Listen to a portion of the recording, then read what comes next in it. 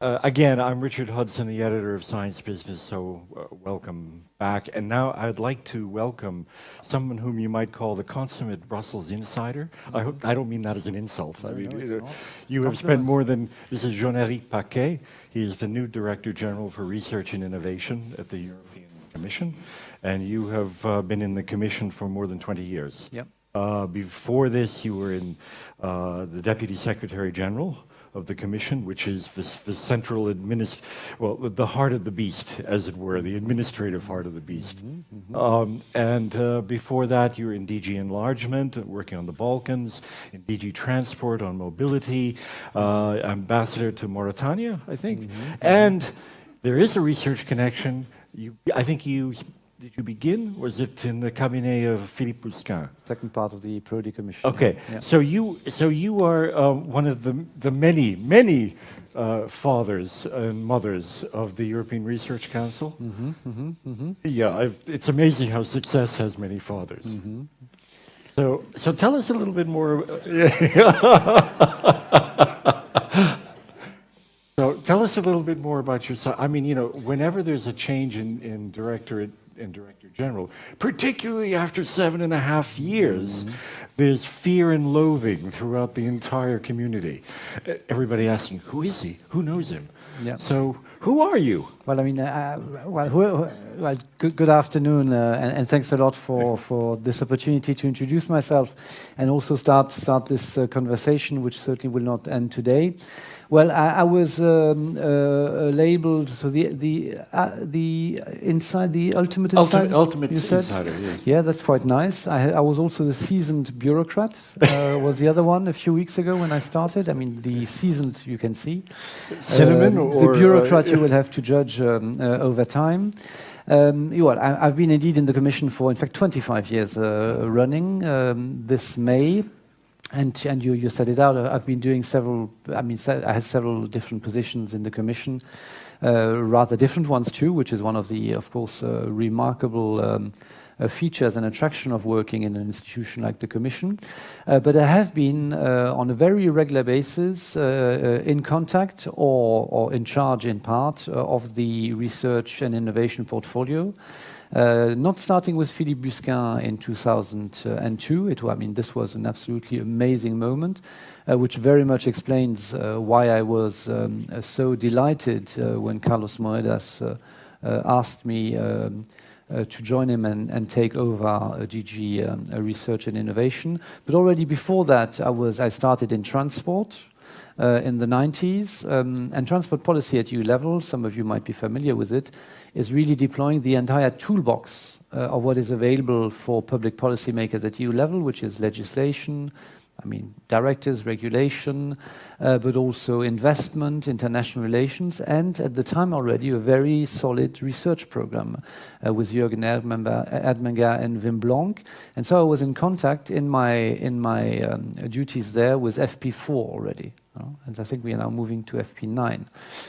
Some of the features which were part of the program then still exist today. Many others have changed, developed, improved, not least, of course, the budgetary ambition, as you discussed it with Günther Oettinger this morning. I worked then with Philippe. I was his deputy head of cabinet, replacing Alan Sita. And I came when FP6 was really up and running.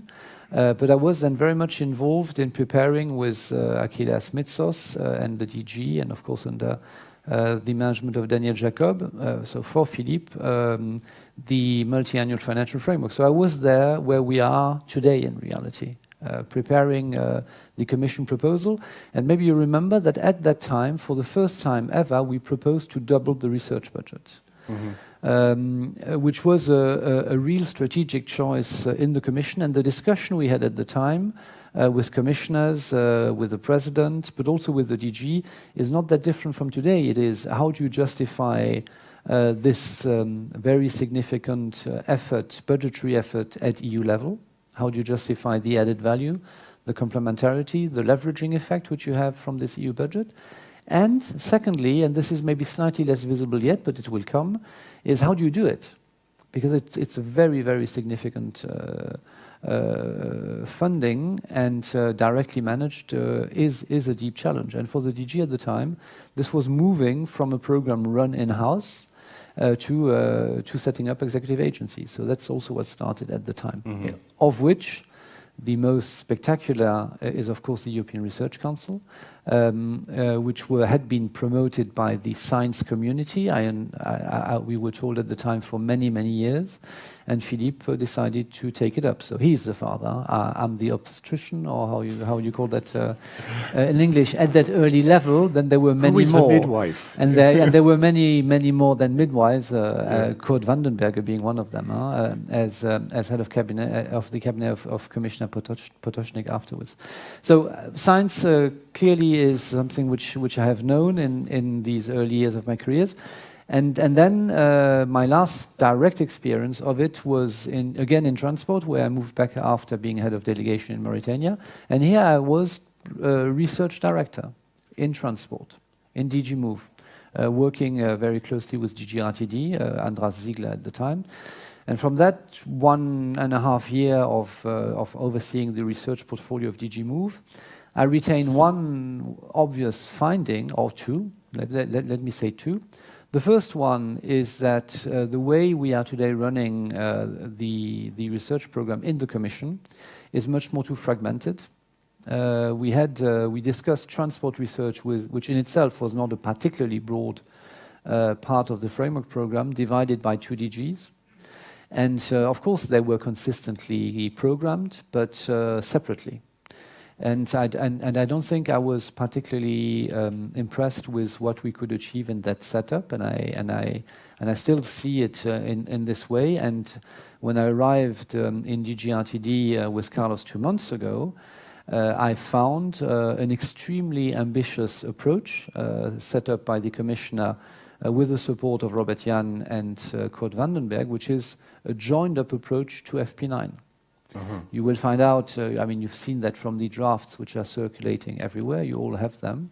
The only thing which you don't have is the budget distribution, I think. Yeah, I know. We've been trying to get that. Which you won't get until Carlos presents it on Thursday. If you tell us, we won't tell anybody. Yeah, I'm sure. This is Chatham House here, isn't it? But the construction of the proposal is widely available, and I mean, to an extent. That is also, there's an element of co-creation, I think, in the preparation of Horizon Europe with that.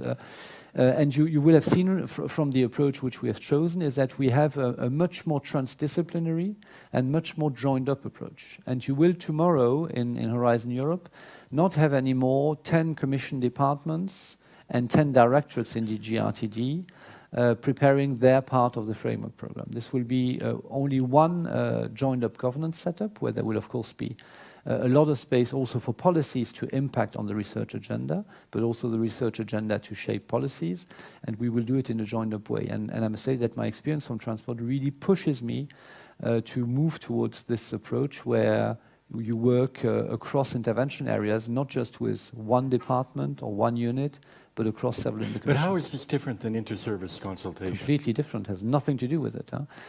Inter-service consultation, traditionally in any organization, is a lead service speaking to its stakeholders.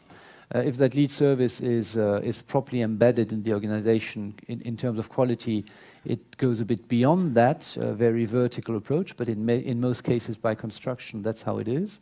And then the text is available and is then put to comments to the others. That's what inter-service consultation is. And so it starts from from a basis which is already very mature, very advanced. And so what colleagues then across other departments can do is, of course, ensure that what is put to them does not undermine their own policy work, so that's very important. Damage control. They can sometimes also add to it and improve it, and that, of course, also happens very regularly. But the overall direction and architecture is there. And you don't, in most cases, unless it doesn't make sense, and that would not appear so late in the process, is very difficult. The way we hope to deliver Horizon Europe, and the way this Commission has started to work already now, and indeed my experience as Deputy Secretary was a very hands-on experience from that point of view, was that across project teams where you had a vice president, several commissioners, several services, coming into a discussion at the very, very first stage, ahead of any analytical work, ahead of any drafting of a proposal, ensured that the various dimensions of different policy areas were considered from the outset, and that the construction of the initiative takes this into account from day one. In the most advanced case, you would even have teams drafting it together across Commission departments. We've had that on a number of files. I mean, the clean energy package, which had also a big innovation part, is a good example of that. It was led through DG&R, but also with the involvement of 4 or 5 other departments. That's how you got to know Moidash as well. I worked with Carlos and Antonio in particular. And Patrick Child already, who was already then in DG RTD. We prepared the innovation component of the package, and this was really developed across portfolios, across transport, across climate, across environment, with of course a strong anchor in DG Energy, but not done only in DG Energy. And that's what we hope to do also with Horizon. So the strategic planning, then is it like a council, or there, if any time Horizon Europe goes near health research, there's going to be like a committee that's formed of directors from Santé, from. I mean, I mean, the way where we are today, and of course we have clearly set out the way we want to do it, and this is certainly also available in discussions with you. We will need to progressively implement it, but the idea is that you have these 5 clusters. You're aware of these clusters, which I think are relatively straightforward clusters in continuity with Horizon 2020. But already each of these clusters is constructed slightly differently and has this cross-disciplinary or cross-silo approach. And under these 5 clusters, you must have seen that there are about 30 intervention areas. And these 30 intervention areas, with 1 or 2 exceptions, are all cross-departmental in terms of content. And of course, they're also cross research institutes, across departments in national administration. Is going to be very challenging. The intervention areas under the clusters are one of the main novelties, and I would say one of the main improvements of the Horizon Europe proposal. And the way we will deal with that in the Commission will, I think, probably also need, by and large, and depending on circumstances, also need to be reflected outside with you, with industry and national administrations and politicians. And it is looking at these intervention areas in a joined-up way. So the idea would be that you will have a dedicated group of colleagues from across DG RTD and the Commission, which will, and as I tell them what I want, I don't want the first draft. I don't want the first draft from, in transport, Clara de la Torre. I don't want the first draft in transport from his counterpart, Harold Reuters. I want their 2 teams, with the teams in energy, environment, climate, probably someone from DG Grow, I suppose certainly someone from DG Connect as well, to prepare the basis, the analytical basis. So where do we stand with research? What is the views of stakeholders? What are we delivering in terms of projects across our research executive agencies today? So that analytical basis will be the starting point, but then I lock them up in a room, kind of an open space type of room with computers, chairs, with bad food, commission coffee. Food. Yeah. And after a week they come out with a program. So I mean, this is figurative, but that's what they all ask me. Who holds the pen? I'm not holding the pen, that's for sure. And I don't think anyone in this room will be the one holding the pen. I think the challenge is co-creation. It's done in industry, it's done in the private sector, it's also done in some public administrations in the EU. It is certainly challenging in the sense that each of our colleagues in this room will have to carry with him, of course, the expectations from his group, his stakeholders, his colleagues in his department, in his DG or directorate. He brings that with him. That's his baggage, and that's very good. But then in the meeting itself, of course, you will need to go beyond it and have a process which allows all these dimensions to come together. And here, the real challenge for me is that today we often have relatively long list of topics which in part reflect the diversity. And so the challenge is that in this room, to get out of the room and be freed at the end of the week, there's a risk that they don't make just a very longer list. And we will need to ensure that we don't do that. So but does on the that mean contrary, that you cut across. then the program committees? This is terrible Brussels speak going on here, but you Is know, it? yeah, I'm answering questions. Yeah, but the program committees and that kind of elaborate structure of member state consultation, does that continue or not? That will need to be adjusted. There's no doubt about that. It will need to be adjusted. Yeah, because I think the normal traditional The member sector states committee will like sector that. committee will have to look at drafts which go beyond the very vertical traditional basis. Yes. So maybe the program committees need to be also more heterogeneous. I would expect that this will develop as well. Okay, and last question on this, then who spends the money? Who spends the money? The implementation of the work programs will, in all likelihood, it's not formally in the proposal, that's why I nuance it here in public, but the intention is to use the extremely powerful setup of executive agencies, and they will have a central role in helping us prepare call for proposals and running them. There's 10 billion in Horizon Europe, according to the MFF announcement, for agriculture. Yeah.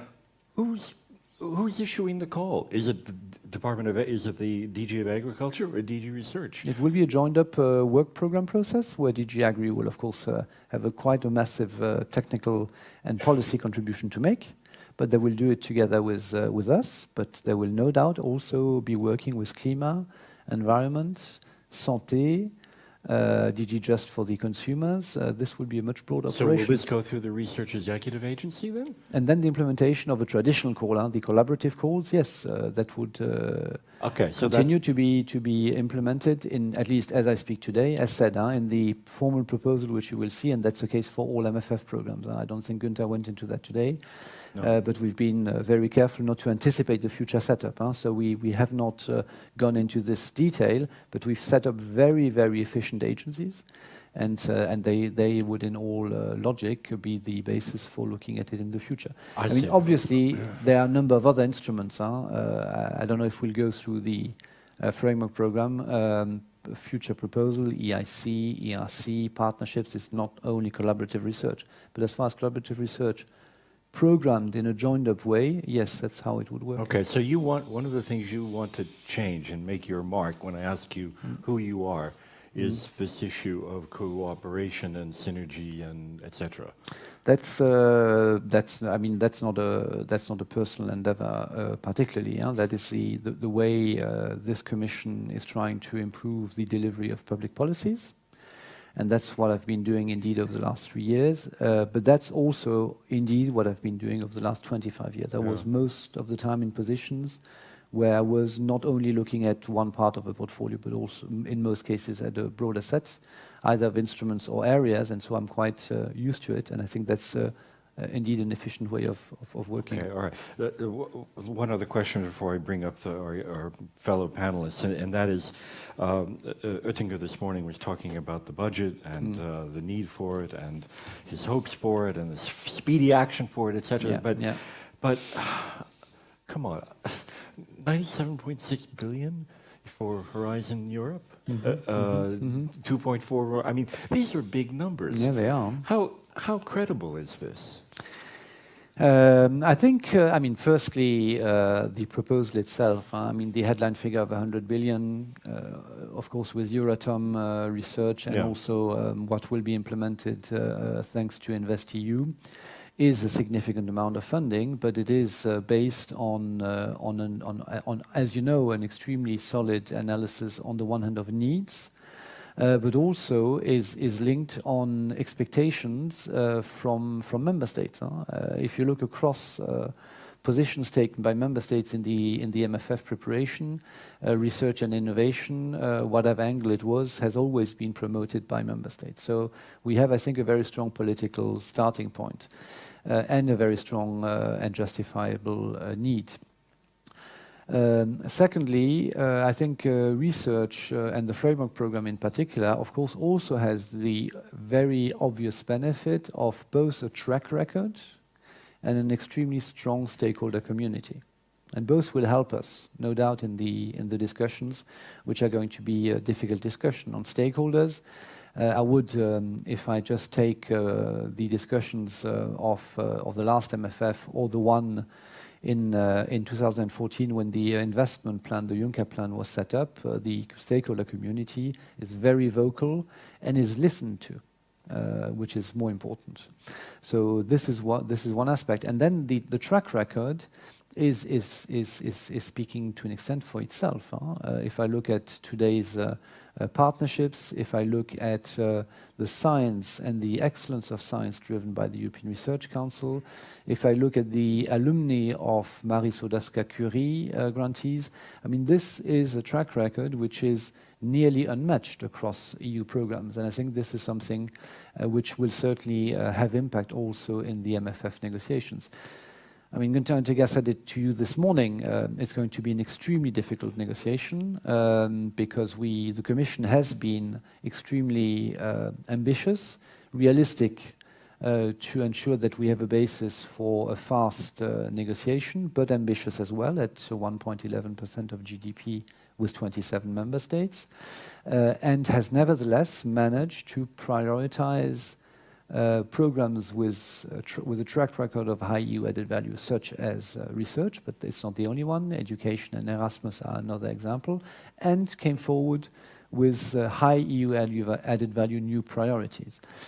So now the question is going to be indeed where will member states find the balance with structural funds and agriculture, which have been reduced, and with these new priorities. And I think one parameter which should not be forgotten is that indeed the size of the budget is very significantly increased, which means that of course national contributions also will be increased.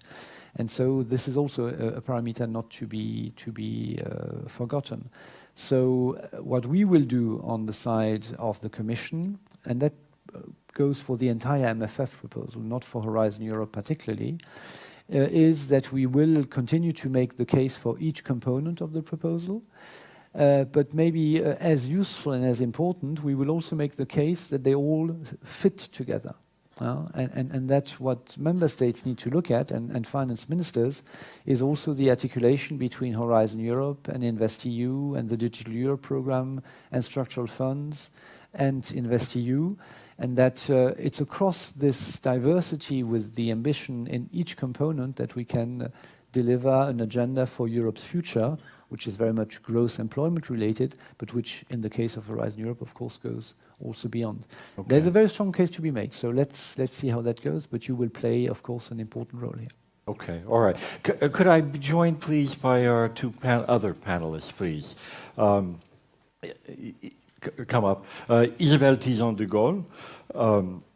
She is Vice President for European Strategic Initiatives and Scientific Relations at Sanofi. Patrick, why don't you go over here? Nice to meet you. Yeah. And Patrick Prendergast, Provost and President of Trinity College Dublin. Thank you for joining us. Let's... Thank you. Yeah, clean glass, I think, is needed. Thank you. Thank you. This is thirsty work, you know, really. Let's continue this discussion about synergies for the moment and how the different pieces of the program fit together. First of all, just from what you've heard, does this make sense? Can it work? Who wants to go first? I can start, and yes. Does the emperor have clothes? Yeah, it makes a lot of sense. For various reasons. I think, as you mentioned it, the co-creation part is important. If we look at today in our industry, I'm coming from the healthcare industry, pharma industry. Innovation is one of the key pillars for growth. It's highly important. We can't do it alone. Diseases itself, science, we can't know everything for this. And in addition to that, there is the explosion of technology today, transversal technologies, that need to be incorporated. And as I mentioned it, we cannot do it alone. So co-construction is key. We cannot just ask to somebody to do something without making sure that he has incorporated every knowledge that he could have, and thus working with different kind of innovators or different kind of innovation. So this notion of co-creation, networks that we need to build, or clusters, but clusters here as ecosystems, are highly important so that people could interact all together and have also a good visibility of what could they have in terms of tools that can help themselves to this co-creation. So all that you have said for us are highly important and to try to avoid silos among discipline or silos among the different tools. Patrick. Well, synergy is certainly a great word to use. I'm kind of convinced from what I've listened to there that there's some degree of synergy between the various parts of the Commission in the various different departments. The greater task and challenge, of course, is synergy more broadly in Europe as well, between what's happening nationally and what's happening in the European Commission. I'm not so convinced of that. And Ireland's case is quite interesting because we used a lot of our structural funds when we used to get those in large quantities to build our universities, to build institutes of technology and to build talent. And the national narrative in Ireland is that we spent far more of our money on this sort of thing than other countries in Europe when they got structural funds, and that this has paid off in the creation of talent. And that it has created thereby the ability to synergize with the European framework programs and benefit from them. As the president of a university, I'm looking for additional other synergies as well, of course. We have to build capacity to be able to, within our university, to benefit from these programs. The European Investment Bank is a real crucial one for us to get the finances, working together with philanthropy to build the infrastructure to benefit from these programs, and that's a very important synergy. Probably I should also mention that I'm on the board of the European Institute of Innovation and Technology, and this, to my mind, is something rather unusual in Europe because we've done something with the European Institute of Innovation and Technology that nobody else has done. I mean, ERC is great, and someone mentioned earlier that we university presidents, when we meet each other, say, "Oh, how many ERCs do you have?" And that is true. This does happen. It's a very important measure of. I think that was Herman. Even in the University of Cambridge, they do that, and so. And for what it's worth, we get half of the European Research Council grants that come into Ireland to come to Trinity College Dublin, and we're very proud of that. We've still to catch up on Cambridge, though. But so this is good. A top quality, highly excellent PI award grant system. But the European Institute of Innovation and Technology tries to kickstart whole new ecosystems around topics. Yeah. This is highly ambitious and something that I don't think anyone else in the world has tried to do. And it's a great thing that we're doing. And it would be wonderful to see more talk of how to synergize with that. And I think it would be very interesting, too, to have a conversation between the EIT and the EIC. I can say, as someone on the EIT board, that conversation hasn't happened yet. And it would be a very important one to have happen in the future, because the EIT is actually driving forward, walking the walk, if you like, with regard to innovation, driving out new spin-out companies and so on across Europe in these target areas. So in answer to the question about synergy, absolutely, I believe it's happening within the Commission, but there is a lot more opportunities there in the sort of in the rich ecosystem of various different units there are around Europe, both nationally and within, and driven by the European Commission to find synergies. Patrick, is there, if you go again on the member states, just look at Dublin for the moment, is there any possibility of synergy happening among the ministries there? Ah, well, now, there's a question that demands a political answer. I think they actually, our ministries in Dublin and the Irish government get on quite well amongst each other. I don't see that as a main issue. Although, between education on the one hand and what we call business enterprise and innovation on the other, there probably could be more. But this is a thing paralleled, I think, in many national ministries and governments around Europe. This false block there is between education on the one hand and research on the other, which of course is entirely artificial. And in universities, the two things must happen together. And great value derives in universities by doing the research and the education mission in the same place at the same time, typically by the same people. And that's something that we would like to see more of. Okay. JeanEric, go ahead, Isabelle. Yeah, I just wanted to add one point. There is a synergism, but also the continuity. Because I think this is important that when we are talking about ERC or for pharma IMI, EIT, EICs and after, that in a certain way there is a continuity among all of this so that in fact you cannot stop an innovation somewhere because she is stuck in and we have not pushed enough for this. So of course this is not just from the beginning to the end, but we should see how we do not have gaps somewhere where an innovation is stuck somewhere coming from one place to another up to the end of the scale-up. JeanEric. Go ahead. I have like 25 things I would want to say now, but I will try to limit myself to 2 or 3. I mean, on health, maybe just indeed clearly. I mean, health research cannot be disconnected from public health policies. Yeah. That makes no sense. And I think also for reasons of treaty competences, this is sometimes not always to articulate in terms of the complementarity between national policies and implementation and what we complement at EU level. But clearly the approach of Horizon Europe, including the one around missions, is also aimed at adding to the toolbox across the entire spectrum, including, I mean, from early research down to regulations and public policy implementation. And health is, from that point of view, I think, particularly a particularly vivid example. In health, there's another illustration also of my joined-up approach, where I hope we can continue to improve with Horizon Europe.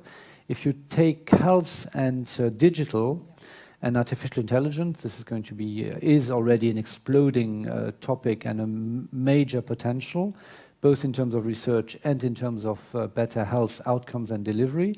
And what I observe is that if you want, the hardware is done by my colleagues in DG Connect, and the software is done by my colleagues in DG RTD.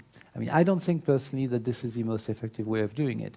In Horizon Europe, I mean, it's consistent, obviously, but in Horizon Europe, this would be built up jointly across an intervention area, which would cover both health and the digital dimension of health, and I hope that can help.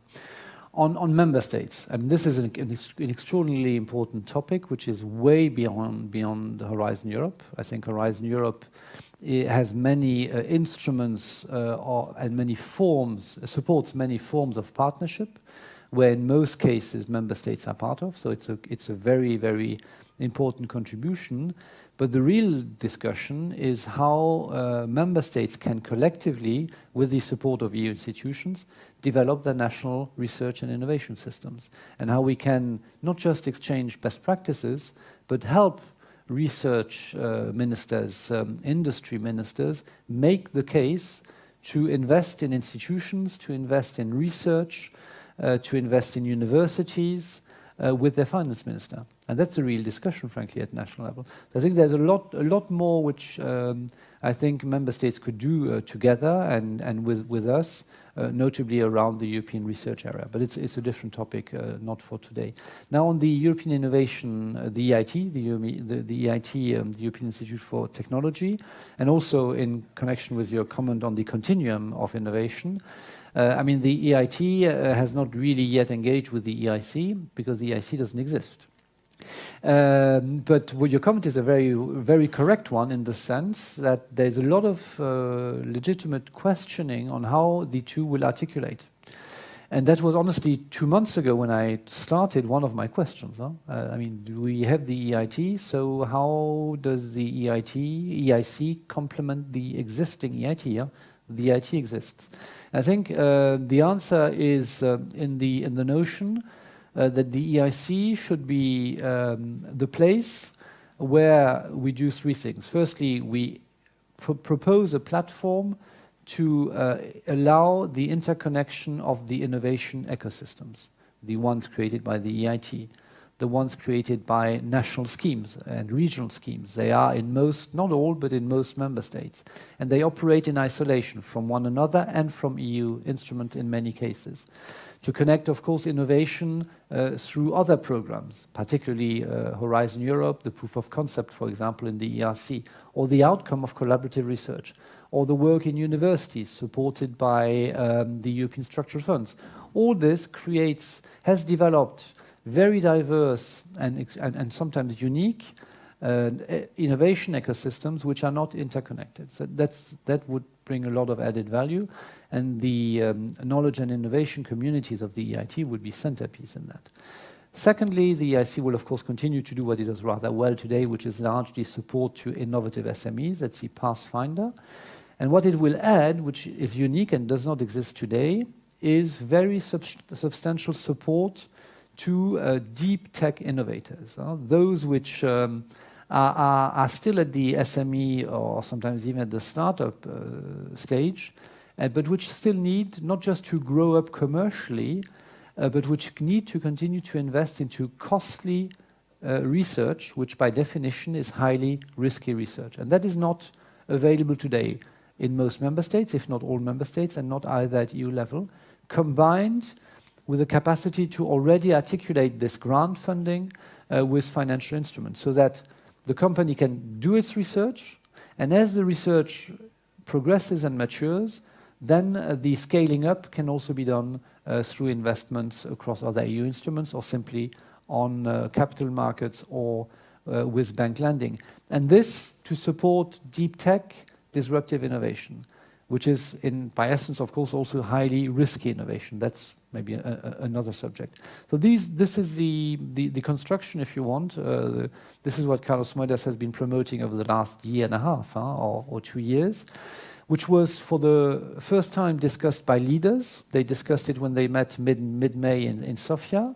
The dinner debate was on disruptive innovation and digital. And leaders have concurred in this informal discussion that will now come back to the European Council on the high need that at EU level, in complement to what they do nationally, we have the capacity to support that disruptive innovation. There was a Macron-Merkel paper at the summit, and a Finnish paper as well, and this communication from the Commission. So the EIC was discussed by leaders, and that I think bodes well, by the way, also for Horizon Europe. And the EIC is now part of the Commission proposal, so we're getting there. Okay, but this relationship between the EIT and the EIC, yeah.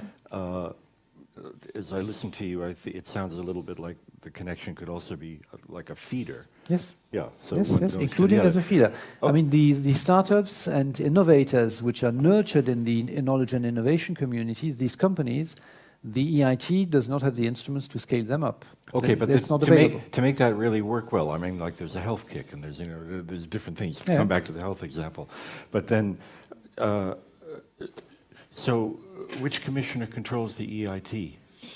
I don't think a commissioner controls the EIT. Well, there's a commissioner responsible for the EIT, which is Tibor Navracsics. I know. I'm asking. In the next commission, should the portfolios be shuffled?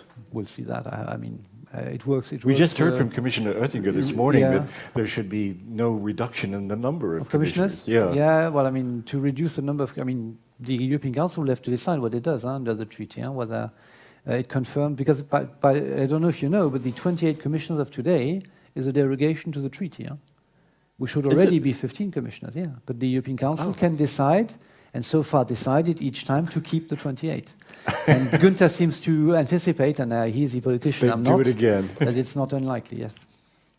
Maybe one thing important on the EIT to highlight is the triangle, if I may say like that, between training, skills, talent. I put all of this in one bucket, innovation and business creation, within a network which try to really tackle the three components.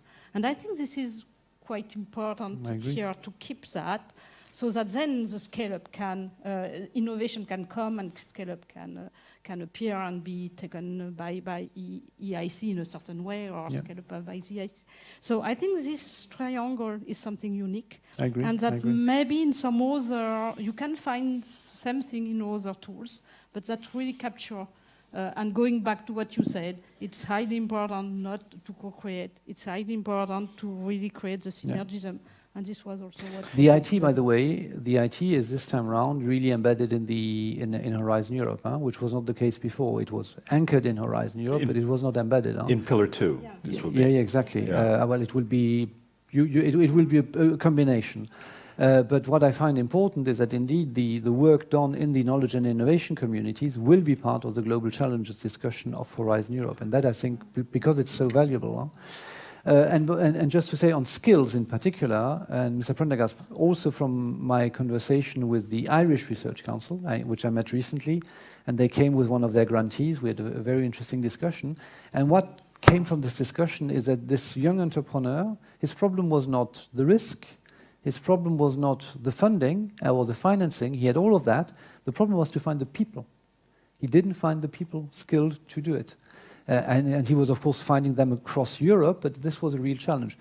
Maybe it was specific for his sector and Ireland, but it's one which I see in other parts of Europe, and which is where the skills dimension, I think, is absolutely critical as well. You'd almost think that we planned it, because this comes into my next thing about synergy, which is about the European university networks. Those of us that are presidents of European universities now are phoning each other much more regularly than we ever have, because this idea of the European university networks and that might have some, even future Erasmus might be coordinated around European university networks, or indeed in part of Horizon Europe they might play a role. Yeah. This is an interesting concept, because it could drive that talent agenda that you quite rightly put your finger on there for European entrepreneurship. It'd be very interesting to see how that concept, whether it was just a random idea from the French president that sort of came to the fore, or whether it's part of a longer strategy of integrating education and research and development. I mean, it's part. It came indeed from Emmanuel Macron's Sorbonne speech, if I remember well. But it was then discussed by leaders in Gothenburg in October or November. It's part of Council conclusions, and it's also part of the Erasmus proposal. So we are now taking it up and trying to make it operational. This is very largely led by Tibor Navracic and JeanEric, but clearly in the concept of the university concept, I think in most, maybe all member states now, I'm not completely sure, education comes together with research. They feed each other. And we are aware of that, and Horizon Europe has the proper formal links with Erasmus, but we still need to invent how we do it. Because under research, traditionally, over all these framework programs, we have been able to help you connect your research capacities across EU universities. And so we need to, and I must say I'm very interested and available to continue this discussion. I was with the Guild this morning. I don't know if you know the Guild, which is also, which is another group of universities. Very interesting conversation. And we landed on that at the end. And what I said is that I would be particularly interested to sit down with my counterpart, Tim is the Director General in JeanEric and university, so the two of us and you, and discuss how we make this a reality and how the two programs can support this political vision. Okay, so we've talked about synergy. Before I will come to you for some questions as well, if I may. But let me ask you, each of you, is there an aspect of Horizon 2020 you think doesn't work, besides synergy, that today didn't work today, that you think should be improved in Horizon Europe? I mean, so what you could say what was good about Horizon 20, but no, let's talk about what was wrong that can be improved beyond synergies. Okay, well, let's say there's lots of good stuff, but so if I have we'll take that as read. We'll take that as read. I think that the success rates really indicates, I suppose, the quality of European research consortia and the ability to make great proposals. But when you hear of people, for example, under the Marie Sklodowska-Curie program, getting for their networks 98.5%, and then not getting funded, these are, you wonder what's happening here with the success rates. And of course, you're a victim of your own success because people want to apply, but these are outside the norms of success rates in most international programs. So I think if there was one thing that really Mr. Paquet and his colleagues need to think about is this. Okay, success rates. And Isabelle? I would say maybe putting a certain degree of strategic guidance in what we do, but still promoting the top-down and of course the inverse approaches. So a good balance between so top-down and bottom-up. To having this, and I will take the example of IMI, where with the IMI 2, we have changed the governance so that to give a little bit more of strategic guidance of what all the partners wanted to do before then after launching the call, so that the call is really top to where the issue are and the barrier are, specifically, of course, for here the industry needs, so that the innovation then to tackle those barriers can really be up to the point to be really work out and lead to innovation. So a certain degree of strategic guidance, but not too many. So this is a very, very thin here point. So the balance was wrong, you so thought. really a good balance, but with some strategic guidance for industry to tackle some barriers. Yeah, I mean, two very good points. On the success rate, I mean, the budget increase will address it to an extent, but to a limited extent. That's very clear. And to an extent also, the increasing budget will maybe call for more proposals. So it's not at all straightforward that this can really change the arithmetics of the oversubscription. I think it has also one dimension which I think we should not shy away from noting, which is that a degree of the oversubscription is also due to the fact that in many member states programs are not dismantled but reduced, and applicants are pushed to the European program. And I think there's a real responsibility also that we look collectively across all national schemes to ensure that there's enough support for research generally, and that then the EU research can really focus on what brings researchers together and where the competition at EU level generates this excellence. Now on the solutions to the problem, because this is not going to happen overnight, I suppose there is no quick fix. We would have found it with you already.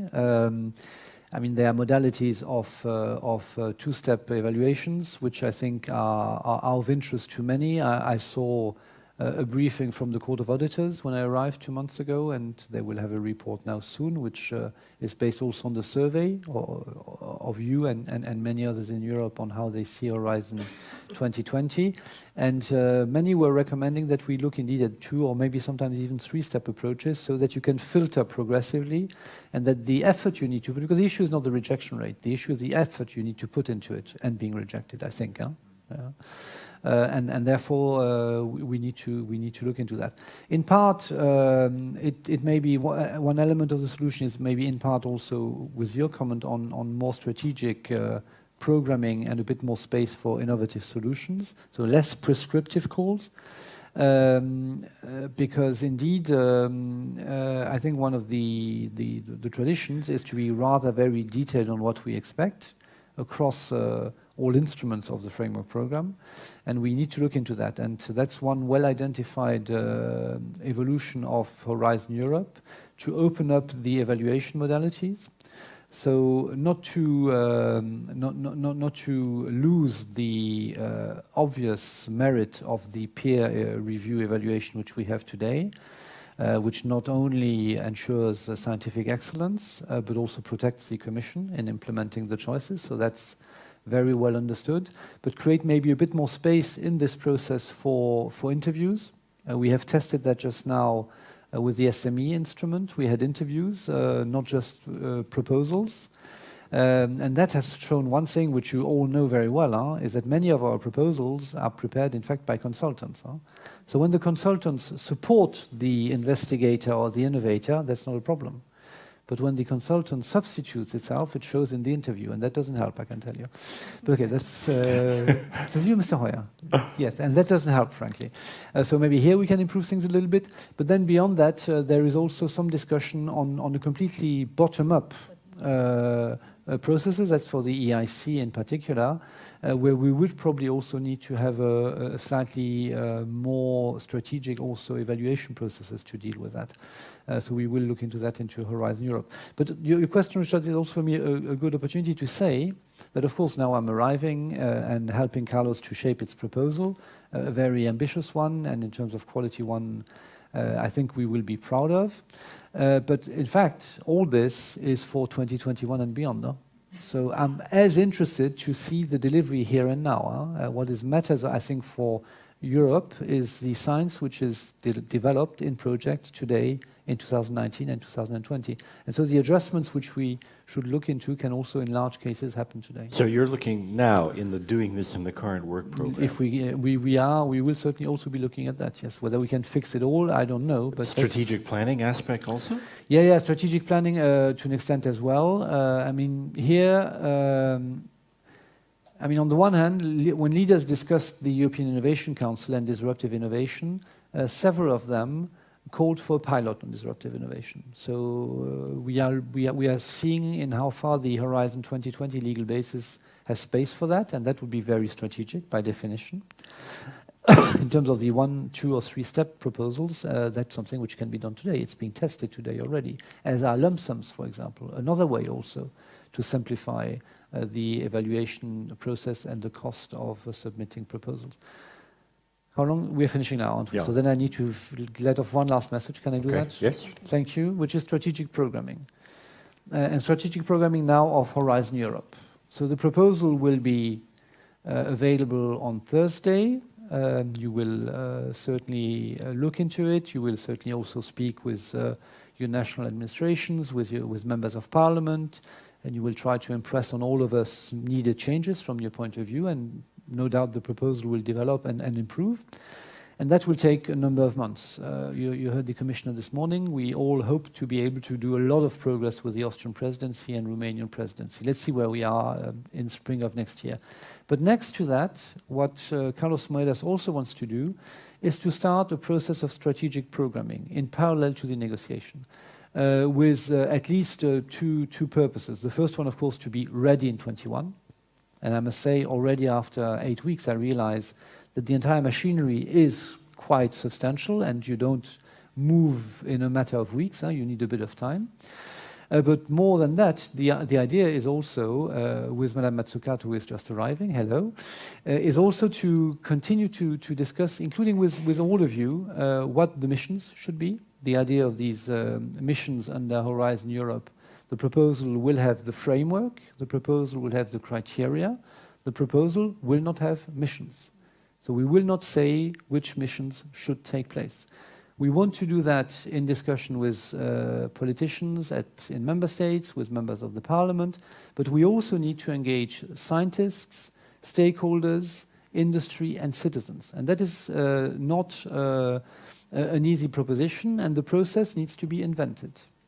And there's going to be, therefore, a strategic discussion on co-creating a limited number of missions to begin Horizon Europe. So that's one very specific feature of this programming process. Another one is partnerships. As you are aware, we want to streamline partnerships. We will not propose any specifics in FP9 on what will happen with existing partnerships. So we will want to discuss, again, in a very broad sense, how these partnerships can and should develop.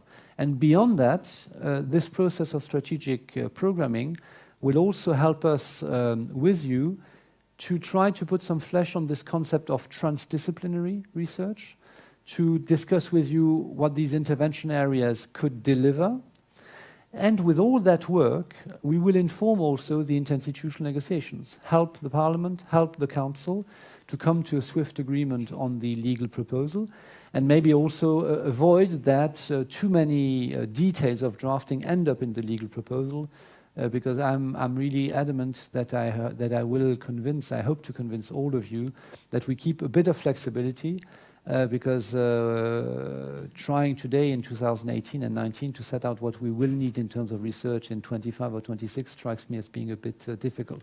So all these aspects are part of that strategic programming, which is a political process, but which is also a process of co-creation.